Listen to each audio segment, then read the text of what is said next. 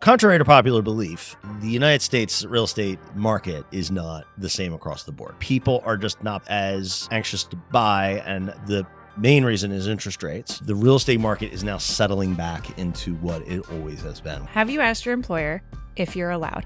Where are the best places to live in the country? Talk to somebody who's local to where you are looking to be to find out what is actually happening. I don't accept the premise that a real estate crash can't happen in multiple forms. We're outside of Philadelphia. When's that crash going to happen? Is a crash going to happen? I left my crystal ball in the car. Can I go get it? No, come on. Come on. I left it in my backpack that I left at home. So welcome back to Millennium Up, everyone. What do we got today? So, talking about how everybody has thought that they're waiting for the market to crash, but it already has, just not here What do you in mean by that? Pennsylvania. So, we're actually talking to one of our other lenders, and she brought up a really good point. It's one of those things like I knew the facts, but didn't process it in this way where, everybody's saying like I'm waiting for the market to crash. I'm waiting for prices to start going down because people don't want to pay these like above ask prices and all these interest rates, blah, blah, blah, blah, blah, blah, blah, and all the competition. And we get stuck in our Pennsylvania bubble of how things are in our market, as we should, because that's where we specialize. And maybe it's the way things are here, and we have not experienced a crash in any way whatsoever. And that's not on the horizon anytime soon either. But in other markets across the country, like the crash has already, quote unquote, happened. So I was talking to a referral partner of mine in Wisconsin, and we were just talking about our markets, or I saw like on our Facebook about what their market was trending. And I saw that there's a statistic you can look up of percentage above or below ask the houses are selling at. And theirs was below. It was probably like 95% of ask price or something along those lines. And I said, really? That's interesting. That sounds nice. So I got to asking more questions. I was like, what's your average days on market? Because, you can go back multiple episodes in our, was this the real estate dating one? Yeah. It was the dating one. We talked about longer days on market tends to raise more questions. And usually it's you have more negotiation room, longer it's been sitting. Chances are there's probably a reason for it. And then you have more negotiation room to be able to offer under ask. And I'm like, well, then what's your days on market since they would normally correlate? She said it's about 14 days or so, about 2 weeks. When you told me that, I was like, oh, bless you. Bless your heart. I'm like, I would love to be able to give buyers 14 days chance to see a house instead of 14 hours. It's not that bad. Yes, it's back. It is. It's back. Yeah. By the way, the day of this being recorded, because it's just ever changing week by week, it is currently April 2nd when we're recording this. Yeah. So that's what it is right this second. Yeah, we're right in the middle of the spring market. The competition and the activity always gets... Last week, I went to see a house. It went active on a Tuesday. We went to see it Wednesday, and I went to put in the offer Wednesday night, and we missed our chance by 2 minutes. Yeah, I mean... it wasn't being accepted. I was supposed to show a house on Easter Sunday, and it was on the market for, 36 hours, and he just... And he admitted he had a bunch of offers, or a bunch of showings, and they just canceled them and just took the thing off the market. And that was an agent that I knew, and I tried to use that into our favor. I was like, hey. Yeah. I didn't accept his offer the last time, so it wasn't a ton of No, leverage. but I know him too. Not well, but you try to leverage those personal relationships. But no, it's in the Philadelphia area. It's very competitive. So let's talk about why Philadelphia is very competitive still, and why some of our colleagues across the country are enjoying let's just say a different market, because the longer properties sit, the less great it is for sellers because buyers are getting leverage back. But let's talk about real quick for everybody why we think that. And I'd specify the greater Philadelphia area, because actually the Philadelphia city market is every different. urban center in the country is different than suburbs. It's just different buyers, different environment. Schools are different. Jobs are different. So inventory is different. Inventory is different. So we're talking about the suburban Philadelphia area, which is where we focus our businesses. But let's talk about across the country. Why are there different real estate ecosystems that are environments or scenarios that are playing out? Yes, tell us all about it. No, you tell me about it. No, you tell me about it. No, I'm the one. I'm like the economics dork on this freaking podcast. That is economics. I know. And I'm with like, economics. I feel like I'm going to be branded as the nerd, but nerd. It's okay. Nerd. It's fine. I'm at peace with it. I'd rather be a knowledgeable nerd than a dumbass. So basically, contrary to popular belief, the United States real estate market is not the same across the board. There are 145 million housing units in this country. Do you know that? Now I do. Spread across a population of 340 million people across 50 states and a continent. It stands to reason that not every single local real estate market will be the same.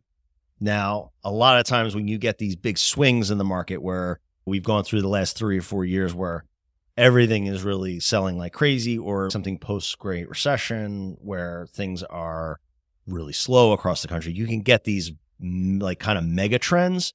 But what is happening now that the COVID boom is over, interest rates have gone up, we are starting to see these other real estate markets settle into where they should be. So high demand areas are still going to be high demand. Low demand areas that were being covered up by a lot of COVID demand are now showing themselves.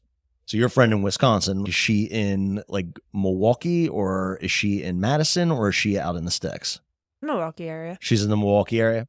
If you've got a property in downtown Miami, or you have a property in downtown DC, or Boston suburbs, Philly suburbs, San Francisco suburbs even, you are still going to see a lot of demand. The further you move out, that stops being the suburbs, it's now called the exurbs. There's just not as much demand to live out there. Exurbs. So they're the outer rim of, and it's really where a lot of newer development and builders spend most of their time because land is too expensive closer to cities. That's where expansion happens the most during a boom like we just went through, but it's also where the contraction happens the most. So if you're out in the middle of nowhere, Indiana, you're not going to see as much demand. You're not going to have bidding wars in the middle of Indiana. Real competitive space to be in. Yeah, exactly. So that's one of the reasons why things are slowing down. People are just not as anxious to buy, and the main reason is interest rates, but also a lot of the migration and the reverse migration of people needing to live near jobs. So what happened, I always use Boise as an example. Boise is it's the state capital of Idaho. I'm a capital buff. That one I knew. It's the only really town. Do you know another town in Idaho? Nope. No. I thought about it long enough. I digress.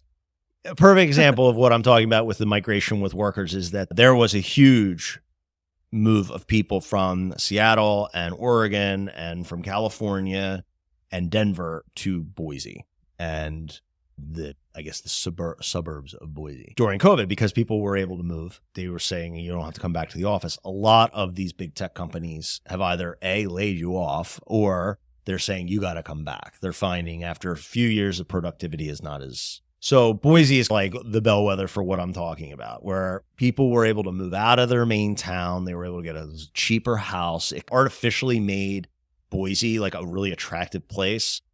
I've got some anecdotal stories where a lot of people didn't realize when you move there and you try to Zoom there all day, and then you've got all your neighbors who are trying to Zoom from there all day. There's not the infrastructure or the bandwidth like with the Wi-Fi and the cable and all that stuff. So that was a major hurdle.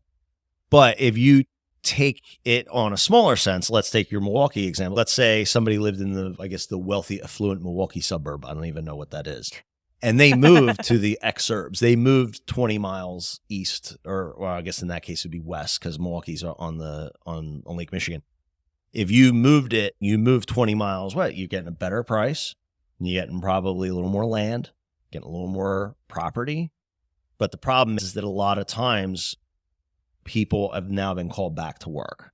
And whether they have to move or they have to commute, the effect is the same. You simply can't live wherever you want anymore. That's actually just good advice to give to any person who considers moving or buying, is to first ask them, have you asked your employer if you're allowed?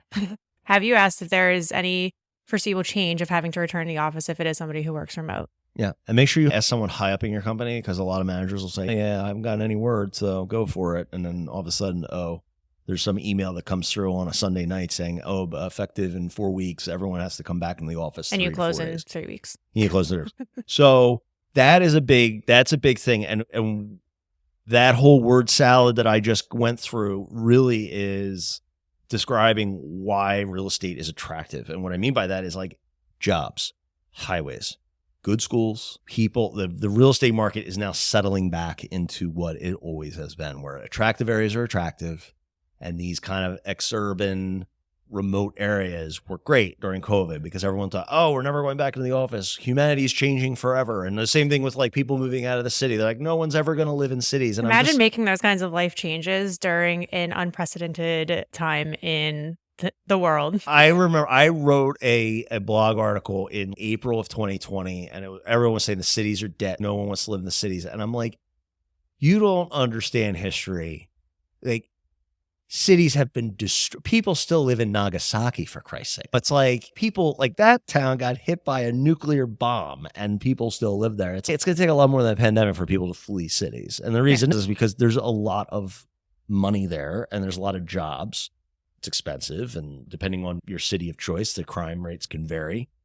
But it's never going to stop. People are never going to stop living in cities. They haven't since the beginning of time.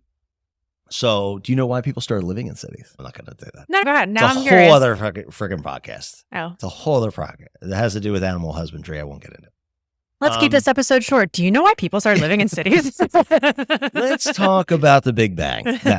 No, so that is a major reason is the work life. The other thing is just the oldest story in real estate world is overdevelopment. People built too many houses, and now the builders have too much inventory. So this is happening a lot in the Southeast. It's happening a lot out west. Like, I remember I played golf with a guy in southern Utah he was partner in like a 450 unit, like every house there was like 4,000 square feet in southern Utah. And at that time he was printing money, but I'm sure after they made the money, he went and did another one. And like real estate developers, they don't stop until something tells them to stop. And my father was a real estate developer. And I remember him telling me, he's like, there's no meeting between developers. It's like it's like musical chairs. Everybody keeps building until they get stuck and There's no more chairs to sit in. That has happened in the South. That has happened definitely in Austin. I was going to bring up Texas because there's a lot of stuff that's going on about Texas where it's like, what you can get for $300,000 in Texas, and it's something that would be like $1.4 million here. Yeah, no, but Texas is enjoying a huge. I wish I was exaggerating too. What's that? And I wish I was exaggerating those numbers. But the Austin, Texas market is a good bellwether and a good example of how a market can get completely oversaturated. Mm-hmm. Everybody was moving to Texas and Florida during COVID, and for political reasons, for like quarantine reasons. Just for the fact that they have Republican governors, it's cheaper. Yeah.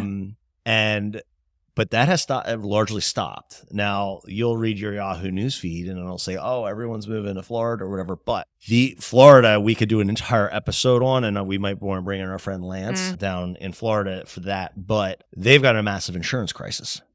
So in the condo community, you remember that condo building that collapsed? Mm-hmm. So now there's a re-engineering requirement for a lot of these condo buildings that just didn't do them, and they were supposed to. They didn't do them. They're getting massive assessments because these engineering reports cost thousands and thousands of dollars. So you've got a massive insurance crisis in Florida. You got bad weather in Florida. That Hurricane Ian like completely swamped the entire state. Everyone thought, oh, it was just on like by Fort Myers and Sanibel Islands. No. Basically, what happened is the Gulf of Mexico pushed onto shore and then dumped 25 inches of rain into the middle of the state, which is a swamp already, and backed up. Like there were places flooding there, like no one had flood insurance, that type of thing. Yeah. So you have environmental things, you have insurance problems, but here's the thing, is that it goes back to where are the best places to live in the country.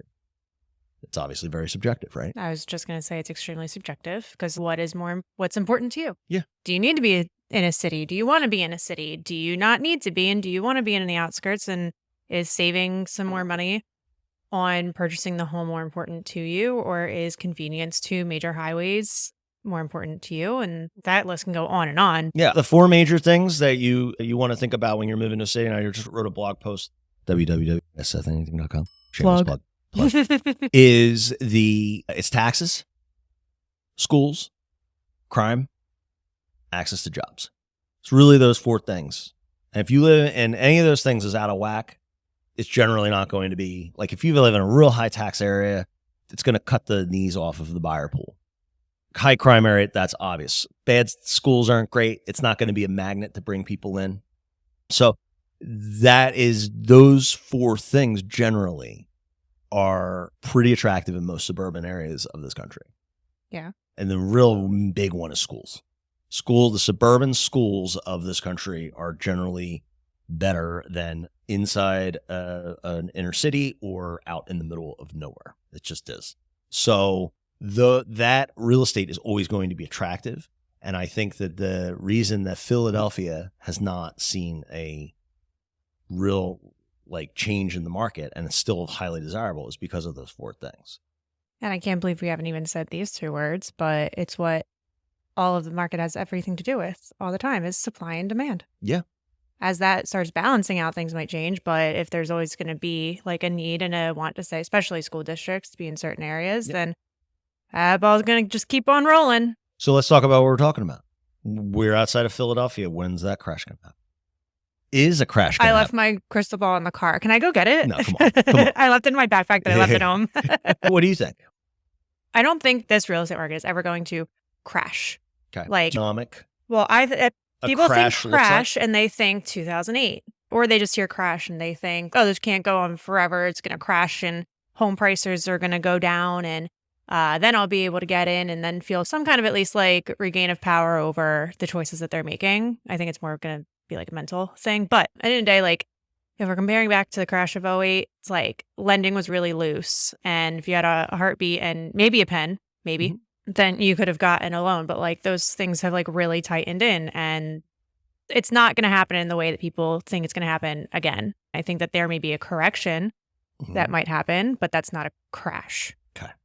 So that's my prediction. As far as when a correction will happen, good Lord. Not going to happen this year. It's an election year. Oh, yeah. Certainly not going to happen this year. Powers that be are going to keep it all just held together with scotch tape and baling wire. Ask you a question. Is there a possibility that a real estate crash can happen in multiple forms? Yeah. So it doesn't I don't have think to it has be... to be a uniform. I'm taking the perspective of, or the perception of the general. So what I see a lot of economists doing right now is they're taking 08 and they're like, it's not 08. No. Like our friend Logan Moshami, we should tag him in this. I'd love to have a chat with him. He's the chief economist for Housing Wire, and he just keeps sending, this is what inventory levels were like in 2008, and this is what inventory levels are like now, meaning we're not headed for a real estate crash. I don't accept the premise that a real estate crash can't happen in multiple forms. The fact is 2008, the reason the economy faltered was because of real estate. But real estate is affected by other economic crises. Mm-hmm. Not as much, probably. I would argue that a stock market crash isn't going to affect real estate values quite as much. But I will say this much. A job market. And that's exactly right. If people lose their jobs, I don't care how good the schools are, how low the taxes are, how safe it is. I don't care. People lose jobs in mass. And even the people who don't lose the jobs, they feel less safe. That is going to affect any housing market. Now, is it going to create a 2008 environment? Probably not in a market like ours. But if greater Wisconsin, greater Milwaukee, and the Exurbs is starting to soften, and then we go through some kind of economic recession or a correction of some kind where people lose jobs, factories close, that type of thing, all bets are off for those markets, as far as I'm concerned.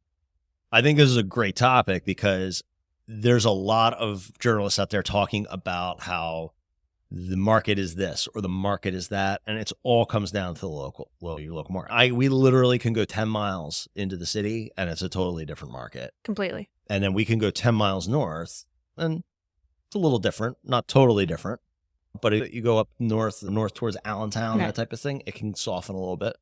Now, you take that over a 50-state, continent-wide country, it's nonsense. You can't speak in masses like that. You can't. Everything is so locally driven and independent of what is happening within it.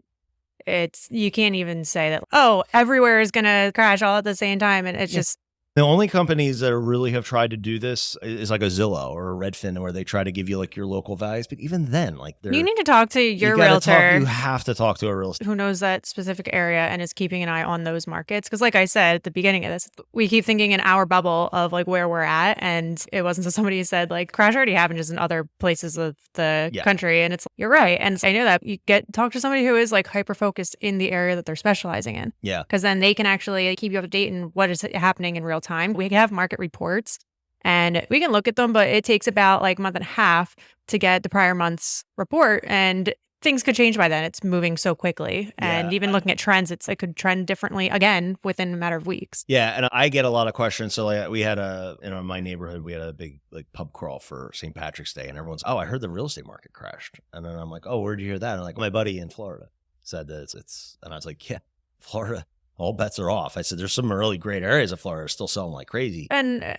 depending on where you are in the country, there's also different peak seasons. Like we were talking to our buddy Lance down in Florida, in Tampa, and their peak seasons are way different than our peak seasons, because ours are like the spring and summer, not so much theirs. Just talk to somebody who's local to where you are looking to be to find out what is actually happening. If you're going to like Yahoo News or CNN or wherever you're looking to find out what is happening in the housing market, it is so broad and just so generic, and it's not. It can even be like neighborhood to neighborhood. In Philly, there are neighborhoods that you cannot, the houses are gone. They're oof. And then there are neighborhoods a mile down the street where it takes a little bit longer to sell them. But most things are still selling in Philly. If it's priced right, doesn't smell like a foot, and it's in a decent location, it's selling in 7 days. Okay. Like under contract in 7 days. Not like you list it and you have to wait 7 days. Like it's completely shown, signed, sealed, delivered. Right. All right. This is a good topic. Mm-hmm. So the moral of the story here is we basically need to, no matter where you are in the country, you're watching this wherever, you absolutely should just consult a local real estate agent because they're the ones with the goods. Yep. All right. Okay. See you guys. Bye.